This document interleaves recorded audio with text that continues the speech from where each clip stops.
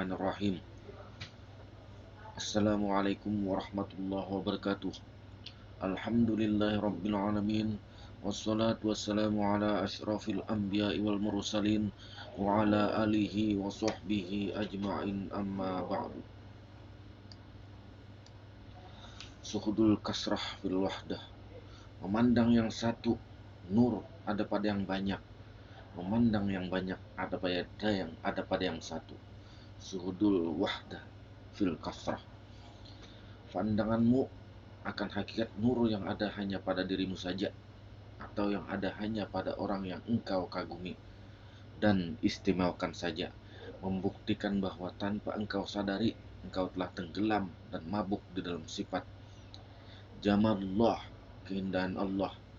Ketahuilah bahwa untuk sampai kepada Allah Subhanahu wa ta'ala dengan melalui 4 tahapan, yaitu jalalullah, kebesaran dan keagungan Allah, kemudian jamalullah, keindahan Allah, kemudian qaharullah, kekerasan atau kepastian Allah, kemudian kamalullah, yaitu kesempurnaan Allah.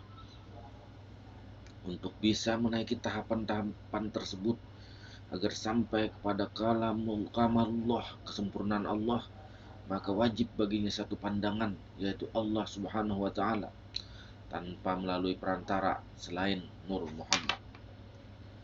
Sedangkan Nur Muhammad itu meliputi setiap yang maujud, termasuk pada diri sendiri, sehingga yang dikatakan sebenar-benarnya guru mursyid murabbi adalah Nur Muhammad Rasulullah Sallallahu Alaihi Wasallam sebagai pemegang kunci pintu surga, miftahul jannah. Siapapun mereka itu, jika satu yang dipandang yaitu Allah Subhanahu wa ta'ala melalui hakikat Nur Muhammad yang meliputi sekalian alam, maka tidak ada sebutan yang pantas baginya selain arif billah. Jika masih ada pandangan yang terbatas atau dibatasi tentang hakikat Nur Muhammad itu pada beberapa diri saja, maka belumlah pantas baginya menyandang sebutan arif billah. Melainkan mereka itu masih disebut dengan orang yang berada pada tariqah atau perjalanan menuju pada Allah. Mursyid murabbi tidak hanya ada pada satu diri, melainkan meliputi setiap kaum maujud. Siapa yang sanggup mematikan diri, itulah langkah awal menuju diri sejati. Jangan tertipu dengan apa yang dipandang, karena semuanya hanyalah bayang-bayang. Tidak terpisah al-haq dengan selayang pandang. Tujulah pada satu yang ada di dalam pandang. Belumlah dikatakan sebenar-benarnya mengenal, sebelum engkau mengerti jalal, jamal, qahar, dan kamal, 4 sifat yang mewujud dan nyata pada nurnya. Alif itu menunjukkan akan zatnya, lam awal adalah ketetapan sifatnya, lam akhir kenyataan asmanya, sedangkan hak adalah bukti dari af'al Allah, kesempurnaan Allah dalam keadaan meliputi pada Muhammad Rasulullah Sallallahu Alaihi Wasallam dengan segala rahasianya sebagai inti dasar dari sekalian alam, menjadi saksi kemaujudan. Alif adalah jati diri Muhammad, kaf itu adalah ilmu Muhammad, ba adalah kelakuan Muhammad, ro itu kehendak pada diri Muhammad. Dari situlah Maha Agung Allah Ta'ala dalam meliputi sekalian alam. Allah dan Muhammad satu rahasia menjadi kalimat Allah dan akbar. Karena itulah Rasulullah bersabda, agungkanlah dan besarkanlah kalimat Allah.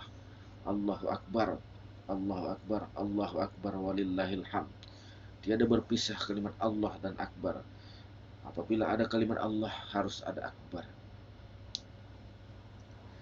Seseorang yang mengenal Allah sebatas pandangannya kepada dirinya sendiri atau orang tertentu yang diistimewakan dan diagungkannya, maka mereka itu mengenal akan Allah masih sebatas kulit saja dari pemahaman ma'rifatullah yang sesungguhnya. Jika demikian, bagaimana mungkin ia sampai kepada keikhlasan tertinggi, dan bagaimana mungkin ia mengatakan telah bertemu dengan Allah, sedangkan di halaman istana Allah saja, Darkatul Qudrat, ia belum memasukinya karena masih terdinding atau terhijab pandangannya dari suatu selain Allah Subhanahu wa ta'ala. Hakul hakiki, jika Anda benar-benar ingin menjumpai Allah, dan bertemu dengan Allah liqa, maka lepaskanlah pandangan hatimu dari sesuatu apapun. Jangan berhenti pada pandangan jamalullah atau keindahan Allah, maka niscaya engkau akan mabuk dan takjub di dalamnya. Ali bin Abi Thalib berkata, tidak sah solat seseorang melainkan dengan mengenal Allah. La yasihus solatan illa bi ma'rifatillah. Di dalam perjalanan ma'rifatullah atau mengenal Allah, maka dimulai dengan mengenal akan diri sendiri, diri yang sebenar-benarnya diri. Sebab diri yang dikatakan sebenar-benar diri itu yang memiliki hubungan langsung dengan Tuhannya. Tentu bagi mereka yang sudah paham tentang makrifat, telah mengetahui yang mana diri yang harus dikenal itu. Akan tetapi, dari mereka yang telah kenal akan diri, banyak yang tidak menyadari bahwasanya apa yang telah dilaluinya masih sebatas kulit dalam pandangan arif billah. Kenapa demikian? Karena diri yang banyak diketahui oleh sebagian penuntut makrifatullah itu masih terbatas pada diri yang ada pada dirinya sendiri, dan ada juga yang terbatas pada pandangannya kepada orang yang diistimewakan dan diagungkannya.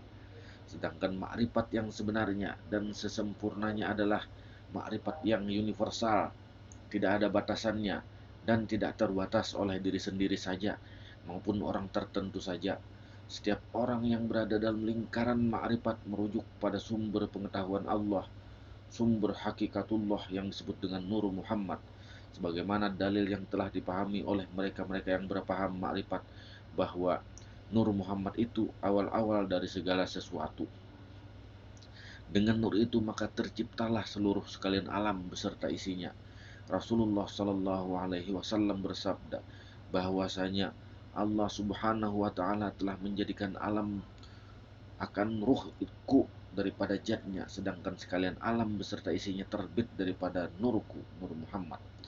Sabda Rasulullah Shallallahu Alaihi Wasallam yang lain, sesungguhnya aku adalah bapak segalian ruh, sedangkan Adam adalah bapak dari segalian batang tubuh. Ana minallah wal mu'minuna minni, kata Nabi Muhammad, aku ini dari Allah dan mukmin itu daripadaku.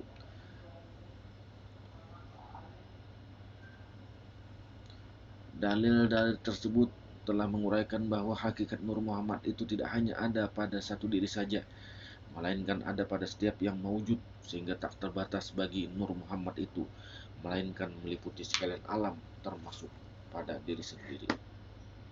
Wallahu a'lam bishawab.